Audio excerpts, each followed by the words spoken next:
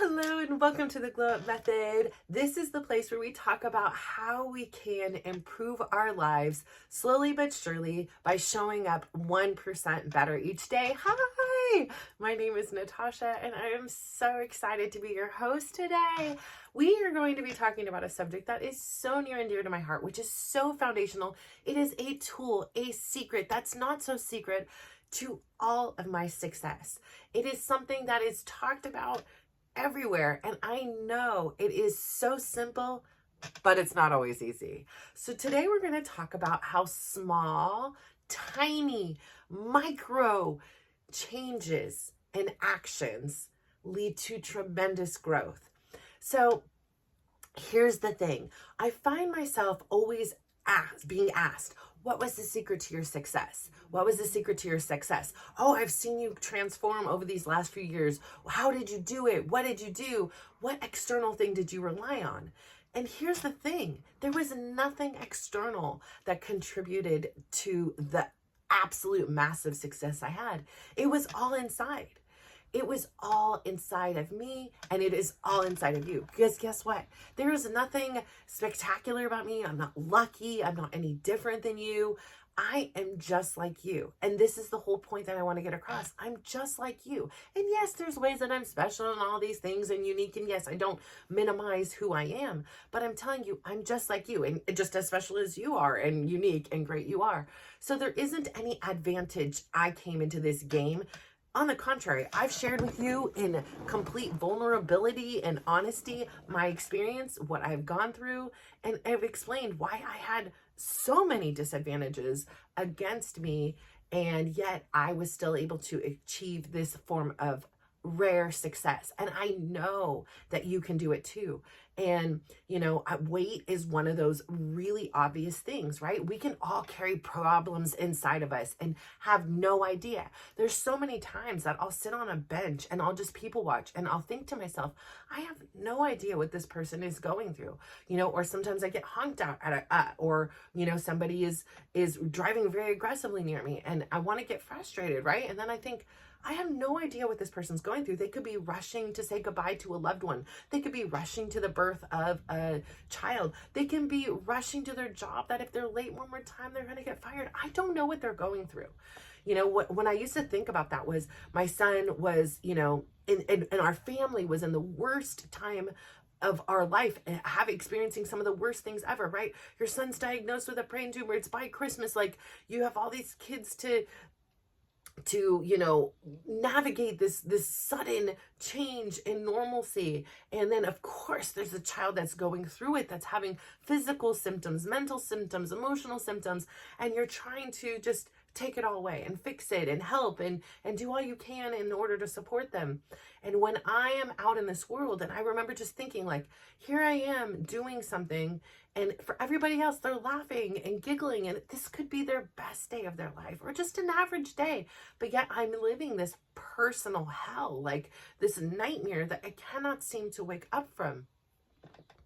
And so you have no idea what somebody else's experience is. So I'm here to share that, like, it doesn't matter what it is, that you can make progress in your own life. You can live and create a life that you're proud of, one that you know that you live without regret or remorse or fear of being judged by somebody else any longer. And I say all this to say, so if I would have ever believed in my mind that like I would just suddenly go from 300 pounds to say 150 pounds. I don't know what I weigh. Don't really care. But let's just use 150 as the number. It would have seemed so enormous, right? Like I would have procrastinated. I would have been like, this is not happening overnight. So what's the point of starting? And that's the way I approached my health for so many years. It was just like, okay, I have an excuse. I'm defending the way it is. This is my armor, so nobody can get to me. If you really like me, you need to, weave through my fat. You need to, accept me exactly as I am, the way I am. But that really wasn't even me, because the person that was showing up was not who I was. It was this shell. And, it's so easy to judge a book by its cover. So, when I was in my personal hell with my kids, now granted, I still was overweight. I still was going that. So you may see, okay, she's going, this is the way she is. But you often don't know what's happening on the inside. You don't know what's happening inside of a home. You don't know what's happening inside somebody else's car. But when you see somebody overweight, you know what's happening. If you see somebody crying, you know what's happening. If you see somebody giggling, you know what's happening. It's very quick and easy to judge that because we are all humans, right? We don't know what's happening inside the doors of a beautiful home. We can imagine we know, and we don't know what's happening inside the doors of a very small home. There are huge homes. I had a really good friend growing up in high school. His family was extremely wealthy. He had an enormous house in one of the most expensive zip codes in California. And I would go over and just be blown away. And I was like, wow, this is, gosh, you have the pool, the movie theater before movie theaters were in homes. Like you had it all. And I remember spinning. I'm like, wow, even your dining, table, it wasn't the formal dining room. It was just the, casual in the kitchen eating area. I'm like, even these are fun. They were spinning around and cushy and comfy.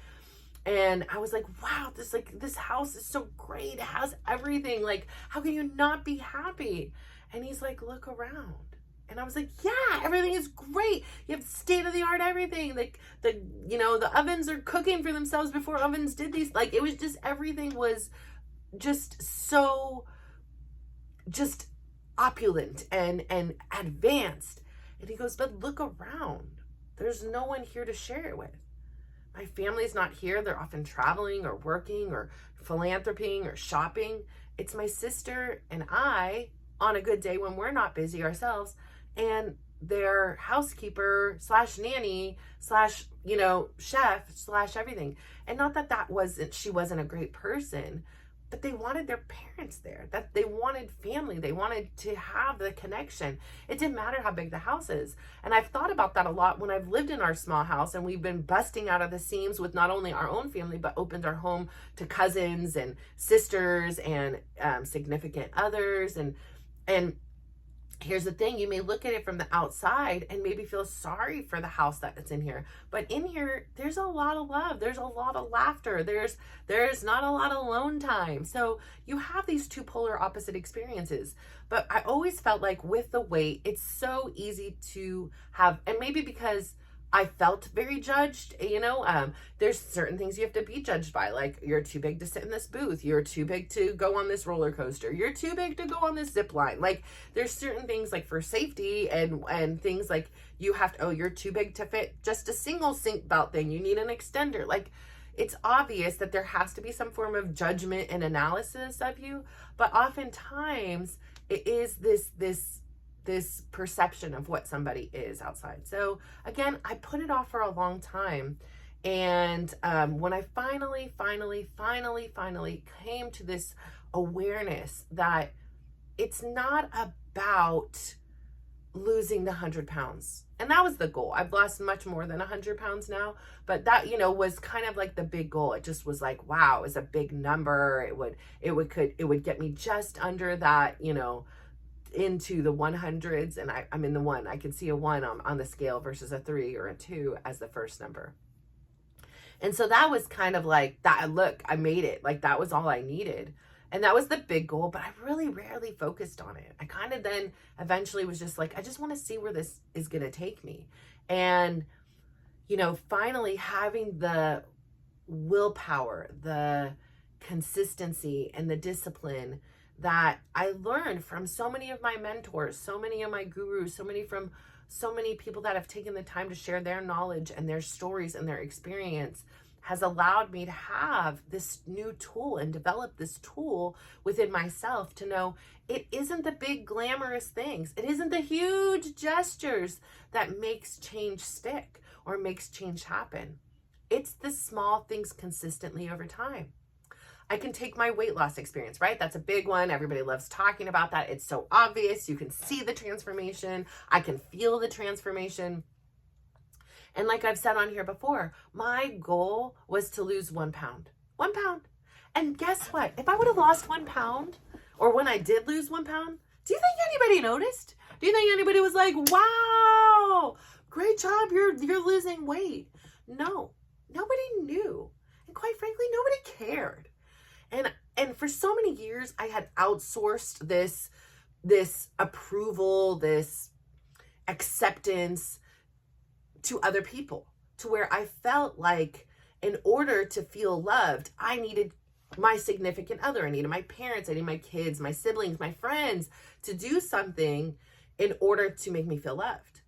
And when I learned this whole concept, and when I realized that all the love I was seeking on an outsourced thing I had within, and I could never feel complete, and I had all these expectations on other people, and I would resent them for not meeting my own unmet expectations that I never even communicated with anybody, and not mind reading and just knowing what to do, that all along, all that love I sought from somebody else, it was within. And the same thing I learned in this process about feeling proud of myself, about celebrating me. I didn't need to wait for somebody to say, hey, it looks like you've lost weight in order to celebrate. I knew what I was doing. I was working in the dark. I was making my own plans and adjustments and pivoting myself, and I was proud for it. I started so small. I started with a 1-block walk, and I'm not talking a big major city block or something. I'm talking a small suburban block. And I was proud of myself. I was like, I did it. And like I said, so many days, there were days I didn't want to. I would defer it. I'd wait to the end of the day. There was a whole psychological mess happening in here because change is hard, right? Change is painful. There's a part of you that's gripping on to survival. It was like, all I know is being this fat Natasha, and all I know is how to do this. And if I lose the weight, then somebody can hurt me because I don't have this armor. And if I lose the weight, people may pretend to be my friends and they're not because they just want something from me. And all the stories that I created around being healthy, being physically fit, I didn't want to release and let go. And so that change, that conflict inside, that inner dynamic, these things that are running unconsciously, subconsciously, whatever it is, and consciously in our brains do have a factor. And we start doing the 1-block walk, and you start gaining the confidence, and you're like, hey, look, it's not that bad. Nothing happened. There's no harm. Yeah, my legs hurt a little bit. Yeah, I'm out of breath. But guess what? The next week when I go and make that 2 blocks, I'm like, wow, I passed that 1-block mark without even thinking twice. Like that little journey was so much mental, physical, and emotional effort, and now it's like nothing. It's a habit. It's a consistent thing.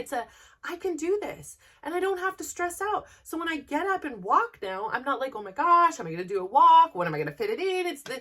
You just kind of start doing it. It becomes a new habit. It becomes a new part of you, and it all starts small. If all of a sudden I'm signing up for the half marathon here.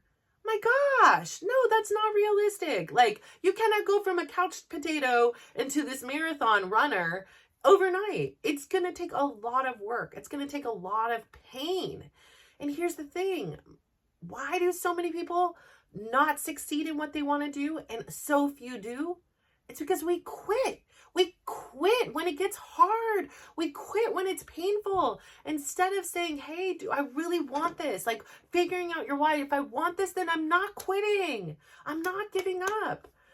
And we make things so big, right? So here I am again. I've talked to you openly about the challenges in my relationship, the challenges of my partner, the opposing personalities and the negativity and how it would weigh on my soul and the aggression and not only towards me, but towards my kids who I'm a mama bear. I'm so protective of and don't hurt my babies, like hurt me, whatever it is. And so you guys you've had this front row seat where I've gone from this and then settled at the fact that like, I believed he wanted a separation, and I was like relieved at it. Like, God, I can't do this anymore. I am not this person that is bullying themselves anymore. So I don't accept the treatment of bullying. And I get it. When I would step back, I know why he's doing this. He just wants love. He just wants hugs. He just wants support. And these things seem so simple to him. And I'm like, but I just need this and I just need this in order to get to this. I need a friend. I need a partner in order for me to be able to open up and feel safe. So you're stuck here, right? Nobody's making any compromises. And this void between us is growing deeper and deeper and deeper. And it's coming out as anger, like it's just separation, and physically, mentally, emotionally, it's sadness. It's all of those things that are not dealing with the simple thing is I really needed a friend and he really needed a hug. We both just really wanted to be seen for who and what we were. And sometimes with relationships at that point in time, it just seemed like so much work. Like we could put in so much work and are we going to move the ball forward? I don't know.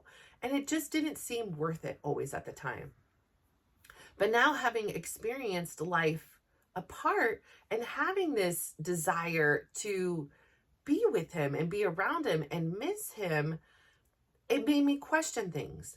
And it made me realize it's the small things. Like in the relationship, it's not the grand gestures. It's not the big home or the gifts or all those things. It's the small things like holding somebody's hand. It's the small things about saying, hey, I really need somebody to ask me how my day was in order to feel seen. And that other person hearing. And that doesn't mean that every day they're going to be able to do it or remember to do it. But it means I hear you and I'm listening and I'm willing to make some changes in order for you to feel loved because I love you and I want you to feel loved. And I want you to feel the love from me. And, learning this part of it is in the journey, right, of life and love and relationships is understanding how these small actions, a simple text, I love you, a simple hug, a simple, I miss you, how important those things are. And we often take for granted just as much as each step we do in our journey, each 5 steps you take, it matters. And it may not seem like it, right? You can, like me, look at the sleeve of Oreos and be like, holy crap, this is 10 days in the gym, or, and feel so remorseful that you ate the sleeve of Oreos. Or you could be like, hey, I went to the gym today and maybe it didn't make a dent or maybe it balanced it out, but at least I'm not just adding more. I am improving in some way. So why am I going to be upset with myself? I enjoyed the Oreos, whatever it is. And so I say, continue to make small actions. Like, what is it, a goal that you had? I'm here nearly every day. Yes, I know that there's been changes and challenges and I'm relying on the fact that I have a stockpile and I'm adapting and ebbing and flowing. I'm here to show you it doesn't have to always be perfect, but showing up consistently however you can. I may not have recorded every day since January 10th of 2024, but ever since September 9th, 2024, I have to this day published every day. And most days I've recorded and I consistently sit here and I put in the work and I put in the effort and I want to learn and I want to get better because I want to have these messages, these lessons connect with you. That's the important part. That is what it is. And so you can take the information, you process it the way you process it, and then you take it out to your life and begin to try practicing using this tool. Small, slowly, and steady. Yesterday we talked about decluttering. And I wasn't like, clean out your whole garage today. That's your challenge. No. Because if we set that as the challenge, we kick it down the road. That's been my big goal for years. And there'll be times that it does, and then it quickly comes right back again. So again, establishing the why. Why? Because I want clarity. I want to walk into my home, which is I usually walk into my home through the garage and feel a sense of peace, not a sense of, oh my gosh, here's so much I have to still do, or how do we navigate this, or who didn't do these things, like whatever it is. I want, for me personally, to live a life that I'm proud of. It is filled with peace. It is filled with honesty. So that's why in this second act, the second journey, whatever Chris and I are experiencing this moment without any guarantees, is I really want to come at it with honesty. And that doesn't mean he's always going to be honest with me. And that doesn't mean he's going to tell the truth to me always. I can't control him. I need to just allow him to do the things that he needs to do. And I need to be open and see what it is. He will show me who he is. as I am showing who I am, who I want to be. Again, it's so easy to go back into the old ways and feel frustrated or feel these things in certain moments. But I've experienced tremendous growth. Like there was a situation yesterday that involved something that was very important. And I had gone about all the things that I could do to help him in this situation. And at the end of the day, it felt like he was mad at me. And, so instead of just assuming he's mad at me, I then asked the question. And posing the question with honesty was a lot better to know the answer. No, I'm not mad at you. I'm just mad at the situation.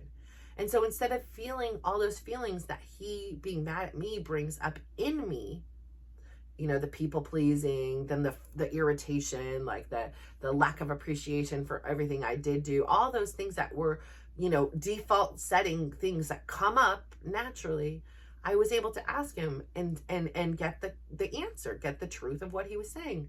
Okay, well then I get it, because I'm frustrated at the situation too. I'm sorry that the situation is happening. So that's very relatable. But that doesn't mean I'm mad at Chris. That doesn't mean I'm mad at anybody else. It's just the frustration of the situation. And I understand that.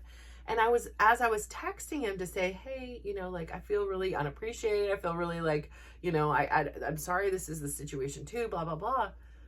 I saw the dots started. So he was texting me. And before I sent it, I just waited. I was like, I'm curious to see what he has to say. I know what I'm going to say. It's composed and written out. And immediately, everything I went to address, I just want to be clear. I'm not mad at you. I'm mad at the situation. Thank you so much for taking your time to help as much as you did to help.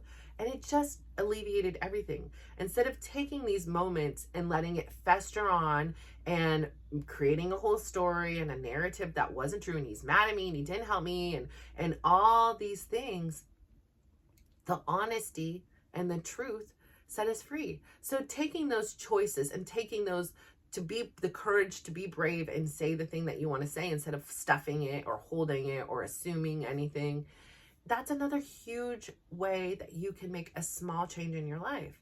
Are you and your partner estranged? Are you and your partner having challenges?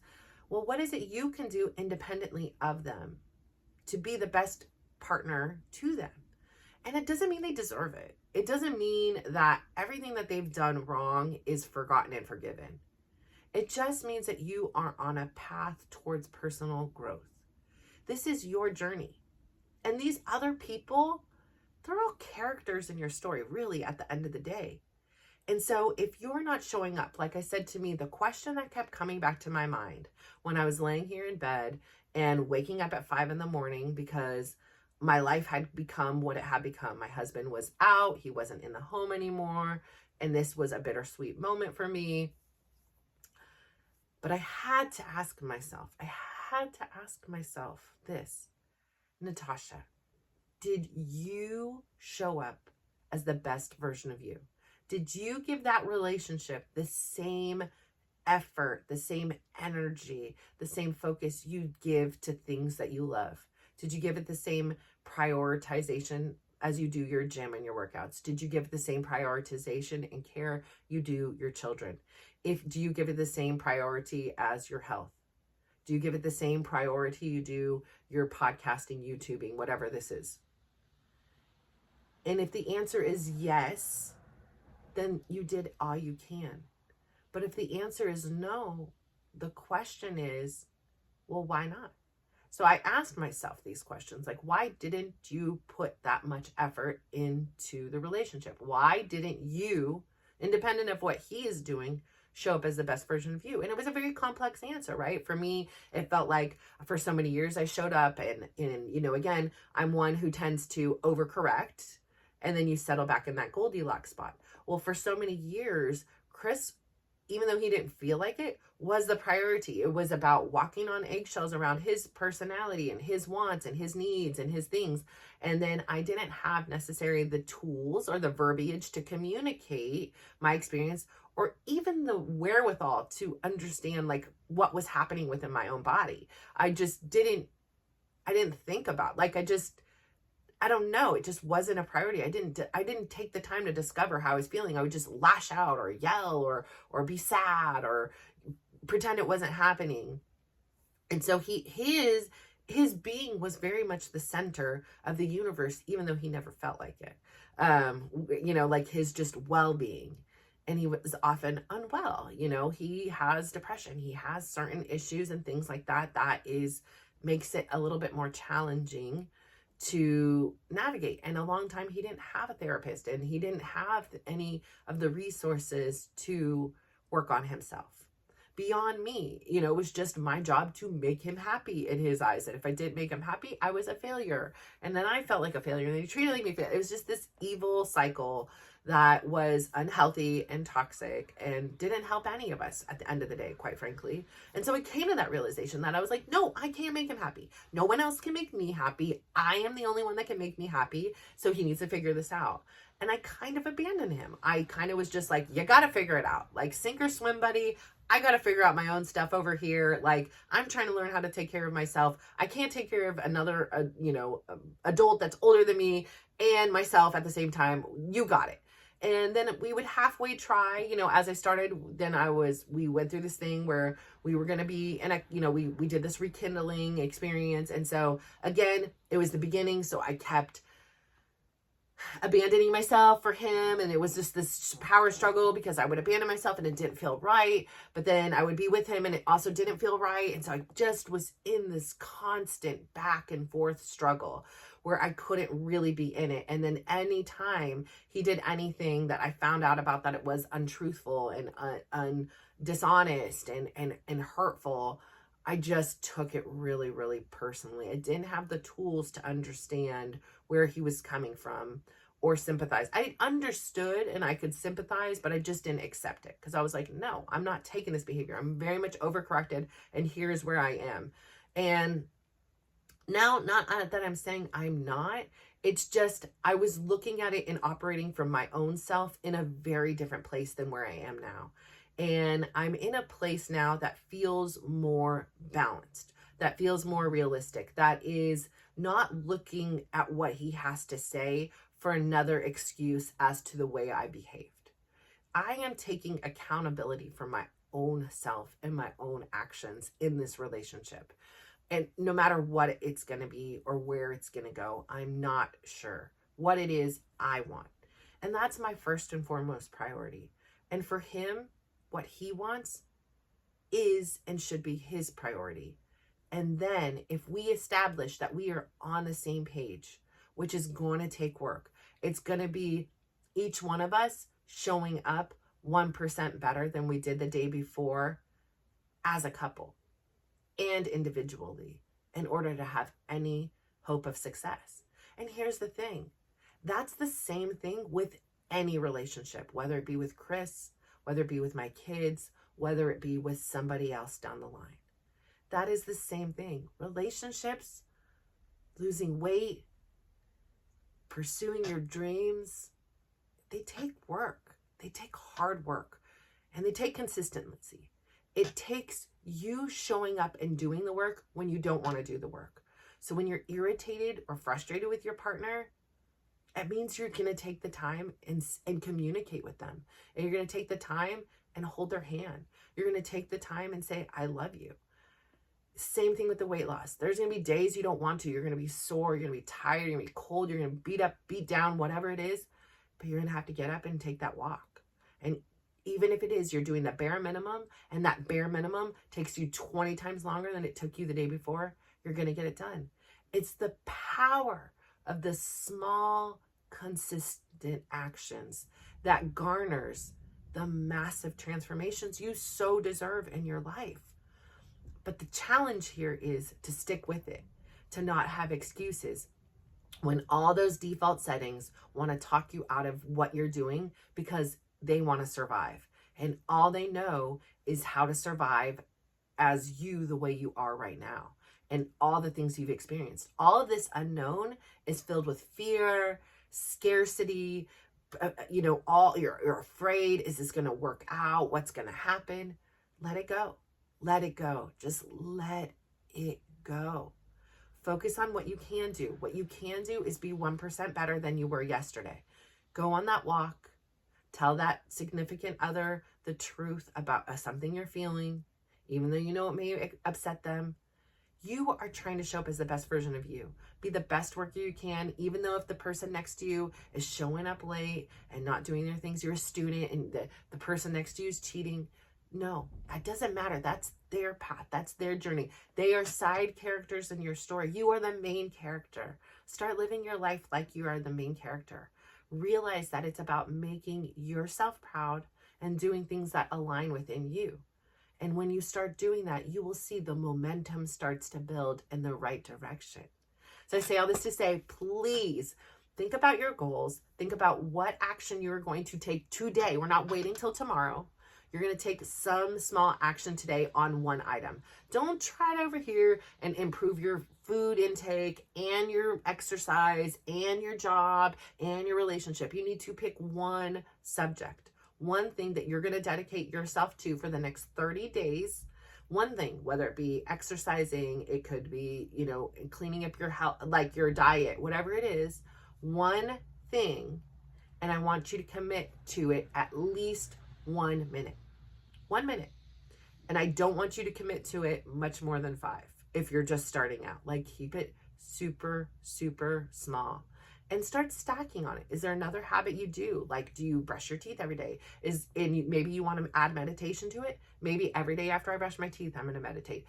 Create these habits and make it really easy for yourself to succeed. Write a Post-it note, something. I've had to do that many times until something sticks. Like, 1 block walk. I had my watch reminding me, like, get up, get your steps in, girl. Whatever it is. So please share your experiences down below. I want to celebrate with you. I want to be inspired by you. Perhaps there's something you can teach me within here, and I would love that. I by no means know all the answers, but what I do know, I love to share with you to help move your life forward. So please go out there today, give somebody a big smile, give them a compliment, and just watch how they glow up. So thank you. Bye.